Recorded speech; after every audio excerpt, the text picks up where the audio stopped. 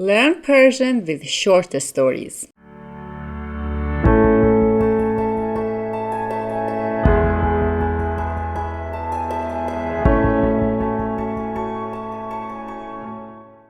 Hello my lovely friends, welcome back to Learn Persian with Asad. Today we have another short story in Persian or Farsi language. As you know, we have 3 steps in short stories. Step 1 is defining the new words. قهوه قهوه فارغ التحصیل فارغ التحصیل دانشگاه سابق دانشگاه سابق دیداری تازه کردن دیداری تازه کردن دیداری تازه کردن لیوان لیوان ظریف The opposite is زمخت ظریف زمخت با ارزش با ارزش Before I start the step 2, make sure to subscribe to Learn Persian with Asad. And also, as you know, I have launched my Patreon account. You can find the link in the description. And if you want to support me more, you can join in my Patreon account. And I really appreciate your support. Okay, let us start the step 2. Read the story slowly. قهوه زندگی چند دوست دوران دانشجویی که پس از فارغ التحصیلی هر یک شغل‌های مختلفی داشتند و در کار و زندگی خود نیز موفق بودند، پس از مدت‌ها با هم به دانشگاه سابقشان رفتند تا با استادشان دیداری تازه کنند. آنها مشغول صحبت شده بودند و طبق معمول بیشتر حرفهایشان هم شکایت از زندگی بود. استادشان در حین صحبت آنها قهوه آماده می کرد.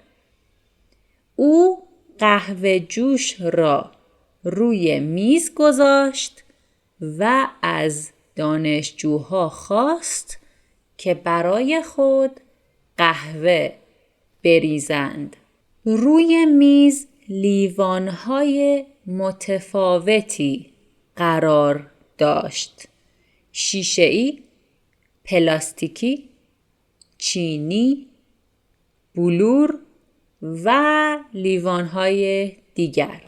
دانشجوها قهوه‌هایشان را ریخته بودند و هر یک لیوانی در دست داشت. استاد مثل همیشه آرام و با مهربانی گفت: بچه‌ها ببینید، همه شما لیوان‌های ظریف و زیبا را انتخاب کردید و الان فقط لیوان‌های زمخت و ارزان قیمت روی میز مانده است.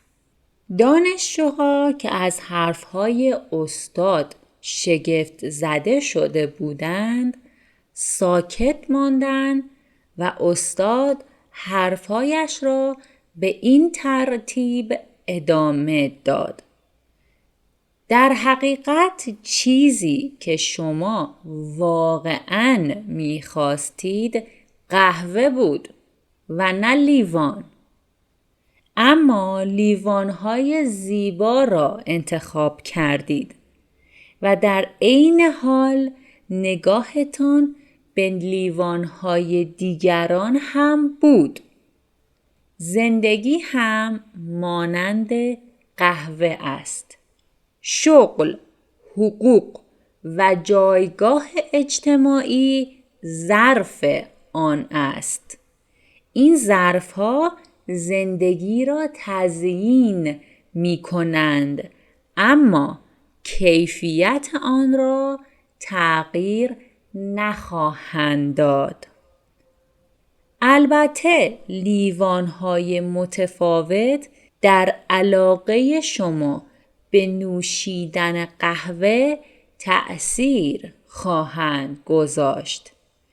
اما اگر بیشتر توجهتان به لیوان باشد و چیزهای با ارزشی مانند کیفیت قهوه را فراموش کنید و از بوی آن لذت نبرید، معنی واقعی نوشیدن قهوه را هم از دست خواهید داد. پس از حالا به بعد تلاش کنید نگاهتان را از لیوان بردارید و در حالی که چشمهایتان را بسته اید از نوشیدن قهوه لذت ببرید. Now step 3, let's read the story faster. قهوه زندگی. چند دوست دوران دانشجویی که پس از فارغ التحصیلی هر یک شغل‌های مختلفی داشتند و در کار و زندگی خود نیز موفق بودند، پس از مدت‌ها با هم به دانشگاه سابقشان رفتند تا با استادشان دیداری تازه کنند. آنها مشغول صحبت شده بودند و طبق معمول بیشتر حرفهایشان هم شکایت از زندگی بود. استادشان در حین صحبت آنها قهوه آماده می‌کرد. او قهوه جوش را روی میز گذاشت و از دانشجوها خواست که برای خود قهوه بریزند. روی میز لیوان‌های متفاوتی قرار داشت: شیشه‌ای، پلاستیکی، چینی، بلور و لیوان‌های دیگر. دانشجوها قهوه‌هایشان را ریخته بودند و هر یک لیوانی در دست داشت. استاد مثل همیشه آرام و با مهربانی گفت: بچه‌ها ببینید، همه شما لیوان‌های ظریف و زیبا را انتخاب کردید و الان فقط لیوان‌های زمخت و ارزان قیمت روی میز مانده است. دانشجوها که از حرفای استاد شگفت زده شده بودند، ساکت ماندند و استاد حرفایش را به این ترتیب ادامه داد: در حقیقت چیزی که شما واقعا می‌خواستید قهوه بود، نه لیوان. اما لیوان‌های زیبا را انتخاب کردید و در عین حال نگاهتان به لیوان‌های دیگران هم بود. زندگی هم مانند قهوه است. شغل، حقوق و جایگاه اجتماعی ظرف آن است. این ظرف‌ها زندگی را تزیین می‌کنند، اما کیفیت آن را تغییر نخواهند داد.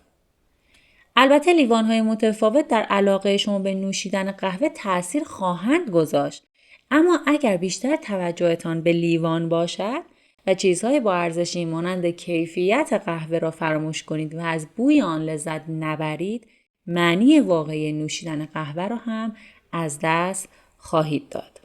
پس از حالا به بعد تلاش کنید نگاهتان را از لیوان بردارید و در حالی که چشمهایتان را بستید از نوشیدن قهوه لذت ببرید. Okay guys, that was the story of today. Please answer the comprehension questions at the end of the video and write your answers in the comments. I will check all of your answers as soon as possible. And if you have any questions or if you want me to make a video about a specific subject, don't hesitate to write them in comments. And also, if you want to support me, don't forget to subscribe to Learn Persian with Asal channel and like the video. Also, I have launched my Patreon account, and if you want to support me more, you can visit it. You can find the link in the description. And you know, there is no obligation, but there's much appreciation, and I really appreciate your support. Well, boost be kalle hatun. I'm Asal. Thanks for watching. Love you. Bye.